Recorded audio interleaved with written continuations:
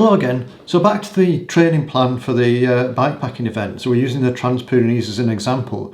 And what I'm going to talk about today is doing a practice event. It's really important to do practice events. It's important in shorter, more conventional races like road racing or time trials, mountain bike marathons, all these types of things. It's important to do tests to see how things are going. The same tests are important in training for bikepacking events and ultra endurance type events, but also because it's a slightly more complicated event in some ways, because you're riding and supporting yourself for a long period of time, it's best to actually do a full type of practice but shorter than your main event. Because I mean, if you do the main event, you're going to be exhausted and it'll take ages to recover, whereas if you do a sort of shorter type practice, then you can test all your systems and see what works and see what doesn't. So before we start, we can have a quick look at the training plan and see how we are with that. So you can see we're at the end of February now, beginning of March. We've got an easy week this week if you're following along exactly with the plan, but obviously you might have adjusted it yourself. And then we've got another block of harder training before the actual test event is planned. You might not want to be exactly on this schedule because you might want to choose a real event to practice all your systems. Sometimes it's better to pick an event because it might be more realistic and you might be able to test certain things. The other thing is, if you plan your own event, you can test the things that you want to test, but it's not in the formal setting. So you have to toss up which works best for you. And actually, you've got plenty of time when you're training for a big event. So you can do some practice rides yourself, designed by yourself, and do some formal events and learn from all of them. You'll notice that the test event is designed to be about 12 weeks before the main event. If you're doing a sort of tempo type block, 8 to 12 weeks is a good period of time to have. And that's the most specific type of training that you can do for your event, because you're getting that same feeling of if you're going up long climbs, and it feels like tempo even though you might be riding in your endurance zones. You might not be able to ride the same distances or the same distances in your daily schedule, but you can do something representative and learn from that and learn where the holes are and the gaps that you need to fill. And you can also learn where your strengths are, that you can start to work towards using your strengths in your main event. So you want to make this practice event as realistic as possible. I'm going to refer to my notes, they're just on my computer down here. So you want to get the kit, make sure you're wearing the representative kit. Okay, if you're training in let's say you've got an event in Spain and you live in Britain, the weather's not going to be typical, so you're going to have to wear different kit, but try and make it as representative as possible.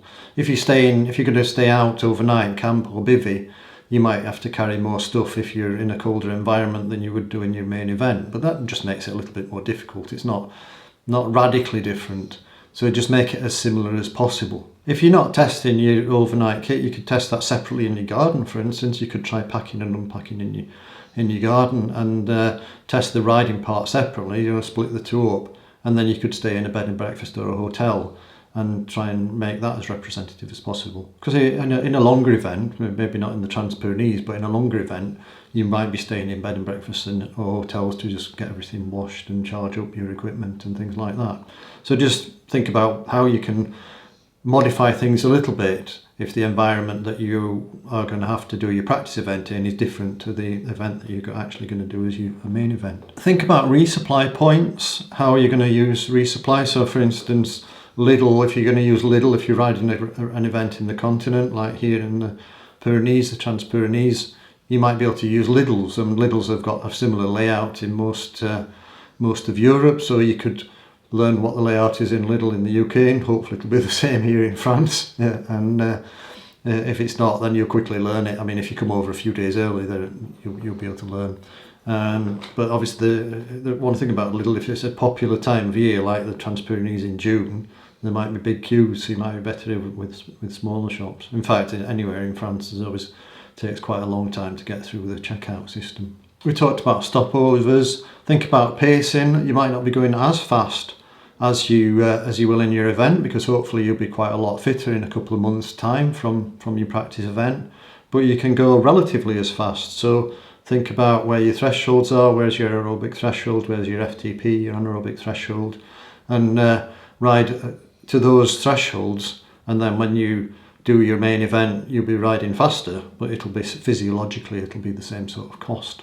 So ride at that sort of pace, and then think about your nutrition at your changeover points, at your stopover points, and your nutrition while you're riding. Test it, get it as good as you possibly can.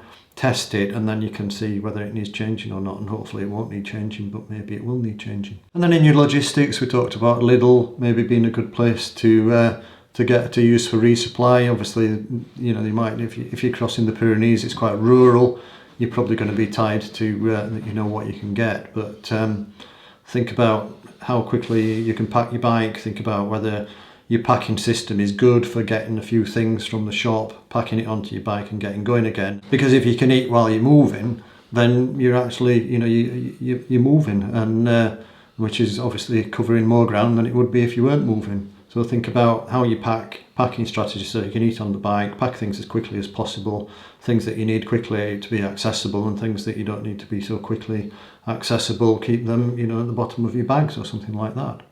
Hydration, think about the hydration. You probably need more hydration if it's going to be warmer when you do your main event, but you can practice the systems and then make a judgment as to how things work and whether you'll need a lot more in your main event or whether you won't need as much. Because obviously if you're on a hilly route like the Transpyrenees is, if you're carrying a lot of water, then you've got to carry that up the hills. So every small bottle, even a 500ml bottle, weighs half a kilo.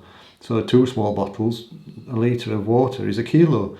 So if you know that you're going to be able to find water at various stages, like maybe if you know you can get water at the top of a climb, then there's no point carrying water up the climb.